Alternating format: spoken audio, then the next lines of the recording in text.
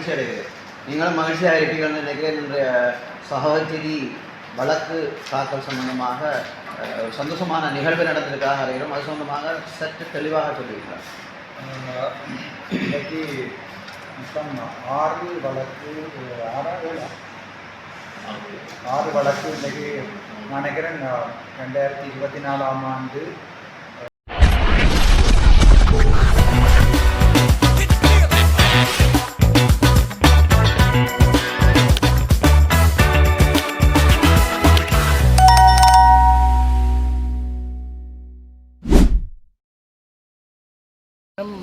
Doctor Ramanathan அர்ச்சுனாவுக்கு எதிராக போடப்பட்ட ஒரு தனிப்பட்ட வழக்கு. அவர் விடுதியில் மேலதிகமாக இருந்தமை தொடர்பான வழக்கு. இன்றைய வழக்கு எங்களுடைய சமர்ப்பணங்களை அடுத்து கைவாங்கப்பட்டது. ஏனைய சாவகச்சேரி ஹாஸ்பிட்டல் வைத்தியசாலை தொடர்பான அனைத்து வழக்குகளும் விளக்க சபைக்கு பாரப்படுத்தப்பட்டுள்ளது. மேலதிக நடவடிக்கைக்காக பிரிதொருத்தனம் தரப்பட்டது. இன்றைய வழக்கிலே ஏதாவது ஒரு வழக்கு தள்ளுபடி செய்யப்பட்டிருக்கா? அதாவது கைவாங்க, அதாவது அந்த வழக்கு அந்த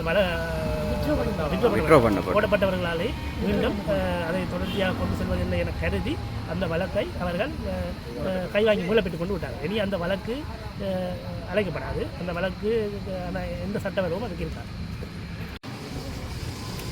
குட் மார்னிங். நாங்கள் இன்றைக்கு சாவச்சேரி வழக்கு நான் நினைக்கிறேன் கடைசியாக பிணை எடுத்த பிறகு, எலெக்ஷனுக்கு முதல் பிணை எடுத்த பிறகு இன்றைக்கு தான் 2வது அடுத்த வழக்கு தவணைக்கு வாரம். கிட்டத்தட்ட ஒரு வருடத்துக்கு மேலாக பாராளுமன்ற அமர்வுகள் இருந்ததால் டேட்ஸ் போய்கொண்டிருந்தது. இன்றைக்கு சில வழக்கு ட்ரையலுக்கு ஃபிக்ஸ் பண்ணி நேரத்தில் வந்து இந்த முறை தான் எங்களுக்கு பாராளுமன்ற அமர்வு தவிர்ந்த நாள்ன்றதால் வழக்குக்கு வர வேண்டிய வழக்கக்கூடியதாக இருந்தது.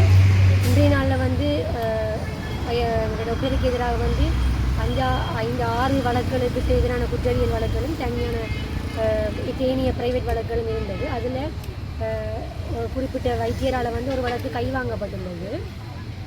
சாவச்சேரி வழக்கில் பாட்ட சம்பந்தமான வழக்கு வந்து மேலே கைவாங்கப்பட்டுள்ளது. ஏனைய வழக்குகள் வந்து ஏனைய திகதிகள் போட்டு பின்தள்ளப்பட்டிருக்குது. இனி அதுலேயும் அடுத்தடுத்த நகர்வுகள் மூலம்தான் அடுத்த வழக்குகள் நிலைமைகள் வந்து சொல்லலாம். மற்றது இவங்க வந்து இந்த சட்டத்தரணிகள் எங்களோட இருக்கிற பூதன் அண்ணா, சிவதீபன் அண்ணா, சுரேஷ் அண்ணா, என்ன டாக்டர் சிறந்த ஆதரவாளரும் வைத்தியர். டாக்டருக்காக எலெக்ஷன் காலத்தில் அதுக்கு முதல்ல இருந்து எனக்கு சாவச்சேரி வழக்கில் சாவச்சேரியில் வந்து டாக்டர் வந்து பிரிசனில் இருக்கக்குள்ளே எனக்கு எல்லாரும் என்னை வந்து கைவிட்ட நேரம் எனக்கு ஹெல்ப் பண்ணது வந்து சிவதீபன் அண்ணா தான். அவர் மூலமாக தான் நிறைய ட்ரை பண்ணி கஷ்டப்பட்டு வெளியான அவற்றமும் தெரியாத என்ன தெரியும் எல்லாருக்கும். மெயின் ரீசன் அண்ணா தான். அண்ணா மூலம்தான் எல்லாம் செய்து நான் இங்கே சொல்லியிருக்கிறா செஞ்சு எடுத்தது வழியை. ஸோ அவருக்கும் இந்த இடத்துல டாக்டர் சார்பில் நன்றி சொல்லிக்கொள்கிறேன். நாங்களும் இந்த நேரத்தில் உங்களுக்கு நன்றி தெரிவித்திருக்கிறோம். எங்களோட டாக்டருக்காக இந்த இடத்துக்கு வந்து உங்களுடைய நேரங்களை பாராமல் இந்த இடத்துக்கு வந்து செய்த ஒரு கூடுதலாக பார்க்க போனால் வெற்றிகரமான நகர்வுன்னு தான் யோசிக்கிறோம். அந்த விதத்தில் நாங்களும் உங்களுக்கு நன்றி சொல்கிறோம். நன்றி. நவம்பர் அக்டோபர் 9ஆம் தேதி பிறகு இப்போ தான் சாவச்சேரி நீதிமன்றத்துக்கு போகக்கூடிய இருந்தது. என்னென்றால் ஒவ்வொரு முறை தவணைகளும் வந்து எங்கள் பாராளுமன்ற அமர்வுகள் போடப்பட்ட நாடுகள் வந்தாலும் எனக்கு போயிடாமல் இருந்தது. அப்போ அந்த வழக்குகளில் இப்போ நிலுவையாக இருக்கிறது சாவச்சேரியில் எனக்கு எதிராக போட்ட வழக்குகள் 6-7 எனக்கு இப்போ நிலுவையாக இருக்கிறது. அதில் ஒரு வழக்கு வழக்கு தொடுநரை அந்த வழக்கை வந்து தான் பின்வாங்குவதாக பின்வாங்கியிருக்கிறார் வைத்தியர்கள். மிச்சம் 6 வழக்குகளும் வந்து இணக்க சபை என்று சொல்லப்படுகின்ற பொதுமக்களுடைய இணக்க சபை அல்லது சமக்கமண்டல் என்று சொல்கிற வச்சுங்கிறது அதுக்கு அனுப்பப்பட்டிருக்கு. அதுக்கு அனுப்பப்பட்டு அதில் நமக்கு 3 தவணை குறித்து கலத்தார்கள். அதுக்கு வந்து 10ஆம் மாதம் 14ஆம் தேதி அந்த வழக்குகள் இணக்கத்துக்காகவோ அல்லது கணக்குகளுக்காகவோ விசாரணைக்காகவோ எடுக்கப்பட்டது. 10ஆம் மாதம் 14ஆம் தேதி அதான் சாவச்சேரியுடைய கொடைக்கிருக்கிற அதில் ஒரு வழக்கு இப்போ நான் நினைக்கிறேன் விக்ரோபம் கற்று போயிருக்காலும் மற்ற வழக்குகளும் வந்து சுமூகமாக மொழியத்துக்கு சாத்தியங்கள் தான் இருக்குது. அது எனக்கு சந்தோஷம். என்னென்றால் நான் டாக்டர்ஸ் என்னுடைய பிரச்சனைகள் வந்து கதைச்சு பேசி தீர்மானிக்கணும் என்றதை நான் என்னோட நீதிபதி அவர்கள் அந்த இணக்கசபை கணக்கினால நான் சந்தோஷம். ஸோ அதை நாங்கள் கதைச்சு பேசி செய்யலாம் என்ற வாழ்க்கையில் அது போய் நீங்கள்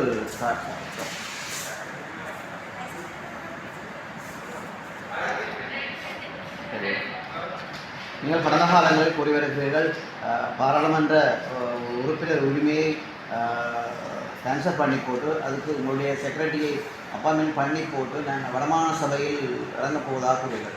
தற்போது அது சம்பந்தமாக என்ன முடிவுகள் எடுத்திருக்கிறீர்கள்? அது சம்பந்தமான வேலை திட்டங்கள் எவ்வளவு வேகமாக போய்ட்டு இது நான் நடத்த முடியல. நான் ஃபஸ்ட்டாக சென்ட்ரல் கோச்சிக்கு வெளியாக வரைக்கும் நான் தெளிவாக சொல்லணும். அந்த முடியல 2.5 வருஷம் நான் இருப்பேன், 2 வருஷம் கௌசல்யா இருப்பேன். 2 பேரும் உண்மையாகவே மயூரனுக்கும் அந்த நேரங்களில் நான் போட்டு என்ன 2 பேரோட முக்கியமான மயூரன் வந்து அவன் மயூரன் கட்சியை நம்மளை விட்டப்படியாக இல்லாட்டி மயூரன் ஒரு 2 வருஷம் 1 வருஷம் வந்து பார்லிமெண்ட்டுக்கு ரெடியாக இருந்திருக்கலாம். ஒழுங்காக இருந்திருந்தால் 5 வருஷம் பார்லிமெண்ட் ரெடியாக இருந்திருக்கலாம். ஆனால் அது நாங்கள் ஏற்கனவே எடுத்த முடிவு தான். 2 வருஷத்துக்கு நான் எப்படி ஒரு செயல்மாற்றம்னு சொன்னால், ஆனால் இப்போ ஒரு மாகாண சபை அரசாங்கம் வைக்காது வந்து நாங்கள் எதிர்பார்க்கிறோம். ஆனால் வச்சா நல்லம் என்றால் இப்போ அன்னைய தினங்களோடு அந்த ஜனாதிபதி சொல்லியிருக்கிற மாகாணத்தில் இருக்கிற கல்வி சுகாதாரம் எல்லாத்தையும் வந்து மாற்றிட்டு அவங்க இப்போ இந்த ஜேவிபி அரசாங்கம் திருப்பவும் மறுபடியும் எங்களுடைய இது கோத்தாருடைய அரசாங்கம் மாதிரி பெரிய ஒரு பிள்ளையோட கிடப்பு வந்து நான் அதை எதிர்பார்க்கிறேன்.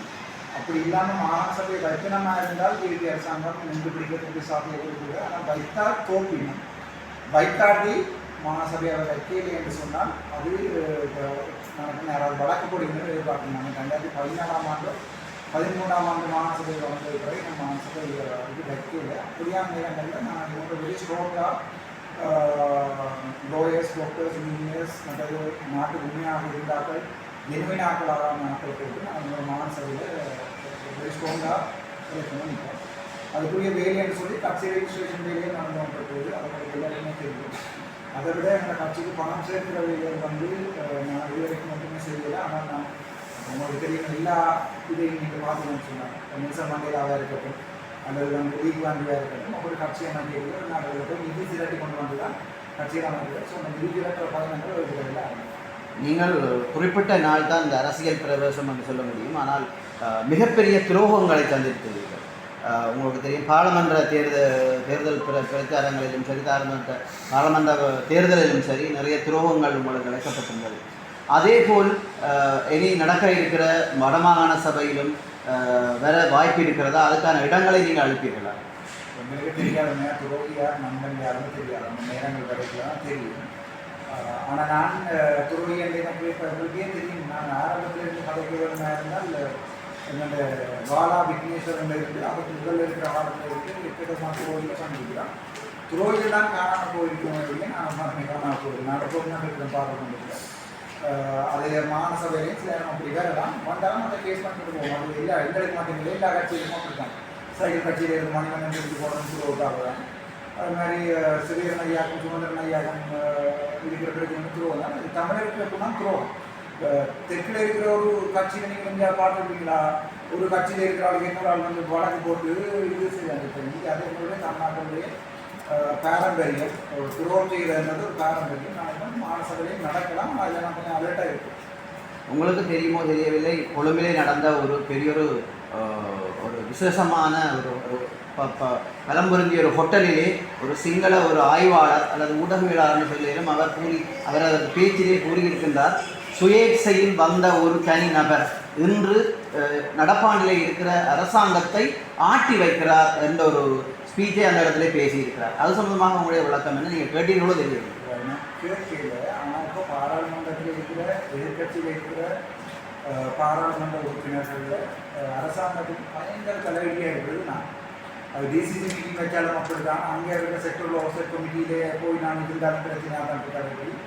ஆனால் அதில் 159 எம்பியில் ஒரு 100 எம்பி 120 எம்பி சொல்கிறத அவன் சொல்கிறது சரி. ஆனால் ஒரு கொஞ்சம் பேர் என்ன உள்வாங்கி கொள்வோம்னு கூட அணியினர் எம்பிபியில் உள்வாங்கி கொள்வோம். உள்வாங்கி பின்னால் போய் ரஜிகன் மாதிரியோ பவன் ராய மாதிரியோ கடைசி வரியில் போயிருக்கிறதுக்கு நான் தயாராக இல்லை. எங்களுக்கு அந்த ஒரு அடையாளம் ஒன்று இருக்கணும், எங்களுக்கு அந்த ஒரு இது இருக்கணும். நாங்கள் நாளைக்கு இப்போ நான் ஜெயிலே இருக்கையில் கௌசல்யான நேரம் வந்து எடுக்க பிராச நேரம் வந்து பார்க்கல எனக்கு கேட்ட எம்பிபியில் கேளுங்க கேட்டிருந்தா தெற்கில் வந்து ஹர்ஷன் நாணயக்கார சொல்லிக்கல எங்களோட நாங்கள் இதெல்லாம் காது வழி வந்தது செம்மணி எல்லாம் பொய்யன்னு சொல்லிட்டு இங்கே வடக்கில் அடி விழுது. அந்த அடிதான் எங்களுடைய அமைச்சருக்கு அடி விழுந்தது. ஆகவே நான் சுயாதீனமாக இயங்குகிறேன்.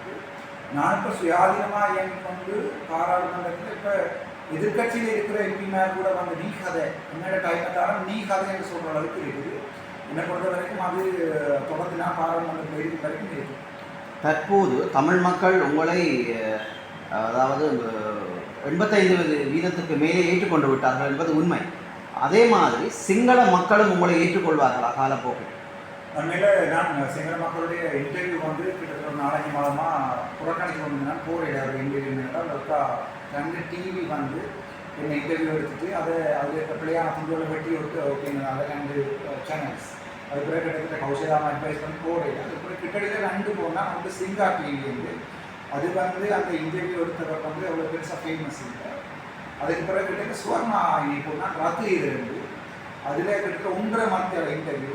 அந்த இன்டர்வியூ முடிஞ்சு அடுத்த நாள் வெளியே வர செக்யூரிட்டியிலேருந்து டாக்டர்ஸ்லேருந்து சொல்லுவார், செக்யூரிட்டியிலேருந்து பாலியன்லேருந்து எல்லாரும் இப்படி கதைச்சாங்கன்னா எதிர்பார்க்கையிலேருந்து அதில் கொமெண்ட்ஸை போய் பார்த்தீங்கன்னா தெரியும். அந்த உண்மையை சொன்னால் சிங்களீஸ் இருப்பாங்க, தமிழ் மக்களும் இருப்பாங்க. நாங்கள் ஏமாற்ற முடியும் கர்நாடகத்துக்கு மேலே இந்த பொலிட்டிக்ஸில் இருக்கிறாங்க. அந்த இன்டர்வியூ நீங்கள் பார்த்தீங்கன்னா தெரியும். தமிழாக்கம் செய்து நான் போகிறேன்.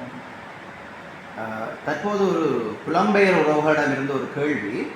அவர்கள் கூறுகிறாங்கன்னா, நீங்கள் தற்போது அரசியல் என்றதுக்கு வந்து தனியாக சென்று உங்களுடைய காரியாலயங்களை திறந்து தனியாக எல்லாத்தையும் செய்துட்டு வருகிறீர்கள். அந்த வகையிலே ஒரு தொழிற்சாலைகளை அமைத்து அதில் குறிப்பிட்ட எங்களுடைய யுத்தத்தாலே பாதிக்கப்பட்ட மக்களுக்கான தொழில் வாய்ப்புகளை கொடுப்பீர்களா? அந்த தொழில் வாய்ப்புகளை கொடுக்கிற பட்சத்தில் அந்த தொழிற்சாலைக்குரிய பணங்களை தாங்கள் தங்குவதாக கூறுகிறார்கள். அதற்கான எல்லாருமே கூறுகிறார்கள். அதனுடைய நீங்கள் அவர்களுக்கு ஒரே பதிலை கூற விரும்பினா எப்படி கூறுவீர்கள்? என்னென்னா என்னோட அந்த ஒரு தொழிற்சாலை அமைக்கணும்னா நொலேஜ் வேணும், இடம் வேணும், பணம் வேணும். இதில் நொலேஜ் என்ற இதில் என்னோட அது தாராளமாக அந்த இண்டஸ்ட்ரியல் ஃபீல்டில் இருக்குது. இடமும் என்னோட இருக்கிறது. பணம் வந்து நான் லோன் போட்டு எடுக்கிறேன். நான் லோன் போட்டு எடுக்க போகிற சந்தர்ப்பங்களில் அதுவும் தனிப்பட்ட தொழிற்சாலையாக இந்த குடும்பத்துக்கு இது செய்கிறதா தான் முடியும். நான் அதை டிசைட் பண்ணியிருக்கேன். அப்படி இல்லாமல் பஃபான்னு சொல்லி பஃபான் இண்டஸ்ட்ரி என்று சொல்லி நாங்கள் அதில் கிட்ட மாட்டோம். ஒரு வருஷத்தில் ஒரு 6 நாள் பெரிய தொழிற்சாலையாக ஒரு நாள் கட்டியிருக்குது. இந்த அந்த காணியை அடைவு வச்சு வீடு வச்சு ஒரு கிட்டத்தட்ட 50 மில்லியன் 500 லட்சத்துக்கு ஒரு மாதிரியான ஒரு லோன் அந்த கவர்மெண்ட் எடுத்து அந்த இண்டஸ்ட்ரியோட போடுறது தான் பார்க்குறேன். அந்த டைமில் இந்த பஃபாவில் சேர்க்கிற காசும் அந்த வெரி ஃப்ரேங்காக குழந்தை இருக்கிறாங்க. அந்த பஃப் அந்த இதில் செயற்குழுவில் இருக்கணும், லோக்கலில் இருக்கிறாங்க இருக்கணும். எல்லாருமே சேர்ந்து இது 1 year 1.5 year அது செய்யணும். இல்லை ஒரு நாள் செய்யறது 1 year 1.5 year செய்யணும். ஆரம்ப காலத்திலே உங்களுடைய ப்ரோக்ராமிலே ஒன்றாக இருந்தது வந்து பாதரவத்த தோல் சாலை இருந்தது. அது சம்பந்தமாக இப்போ நீங்கள் கூறியதைத்தான் புலம்பெயர் தமிழர்கள் இப்போது உங்களுக்கு ஞாபகூட்டும் வழியிலே கூறுகிறார்கள். அந்த தொழிற்சாலையை டாக்டர் அர்ஜுனா அவர்கள் இயக்கினால் தாங்கள் அதற்கான நிதி பங்களிப்பை தாங்களே முன்வந்து தருவதாக கூறுகிறார்கள். இல்லைன்னா பாதரவத்தை வந்து தோல் தொழிற்சாலையில் பாதரவத்தை பாய் தொழிற்சாலை இருந்தது. தேசிய தலைவர்கிட்ட காலத்தில் பாதரவத்தில் பாய் தொழிற்சாலை இருந்தது. அதுக்கு பிறகு மத்திய பொருளாதார நிலையங்களோட கட்டி அது அப்படியே கிடக்குது. அப்போ நான் போன முறை சஜஸ்ட் பண்ணினா அந்த பில்டிங் எடுத்து நாங்கள் செய்வோம். அந்த இடத்துல திருப்பி நாங்கள் இல்லாமல் அரசாங்கம் நான் ஐடியா கொடுத்தோன்னா அரசாங்கம் இன்ஜினியர் எல்லாம் போய் அதை பார்த்துட்டு திருப்பி அதை மக்களோட சந்திப்பு வச்சு மக்கள் தேவையாக சாவச்சேரி சந்தையை இல்லாமல் பண்ணி போட்டு சாவச்சேரி சந்தையை மட்டியில் கொண்டு போகணும். அது இம்ப்ராக்டிக்கல். அது சம்பந்தமாக நுழைவும் இல்லை. அப்போ எங்களுடைய அமைச்சரை போய் பார்த்துட்டு அது கடைசியாக டிசிசி மீட்டிங்கில் கலைக்கப்பட்டு அது அப்படியே இருக்குது. பாதரவத்தை பாய் தொழிற்சாலையை பாய் வந்து வெளிநாடுகளுக்கு ஏற்றுமதி செய்கிறது சரியான கஷ்டம். குண்டுவல் எடுக்கிறதுலாம் கஷ்டம். ஆனால் நான் கேட்டுனா மட்டியில் தோல் தொழிற்சாலை வந்து ஆரம்பிப்போம். அதை அரசாங்கம் விரும்புகிறது. அதுக்கு பிறகு தான் நான் வச்சுன்னா நான் என்னுடைய இடத்துல ஒன்றே போட்டால் தான் நான் பாதரவத்தில் இருக்கிறாங்க வேலையை கொண்டு போகணும் வேலை இருக்கணும். ஆனால் நான் அப்படியே தொழிற்சாலை கொண்டு போனால் தான் மினிமம் ஒரு 70,000 ஆகுது. ஏன்னா நான் இங்கேருந்து குறைந்து தான் ஏற்ற போகிறோம். பட் உள்ள கணக்கில் வருது.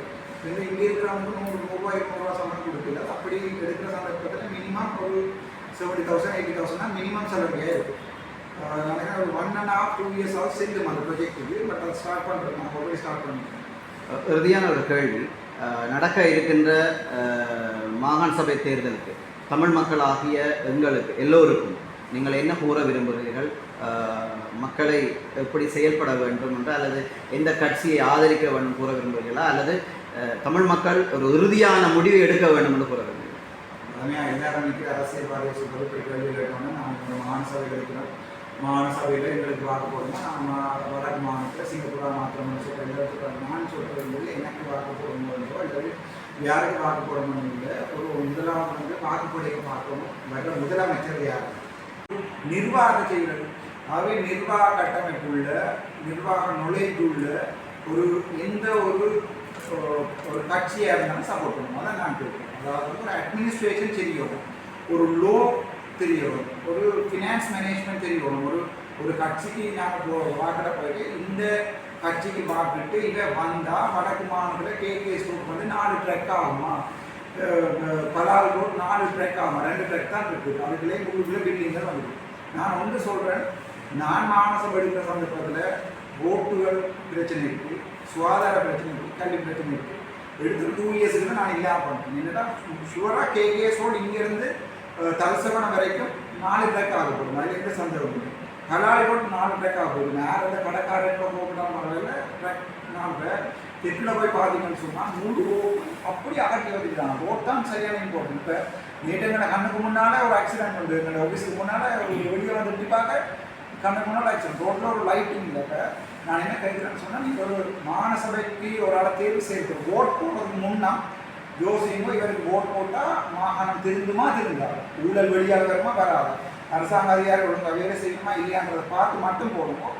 பரம்பரை அரசியல்வாதிக்கோ எனக்கோ போடணும்னு நான் கேட்கல.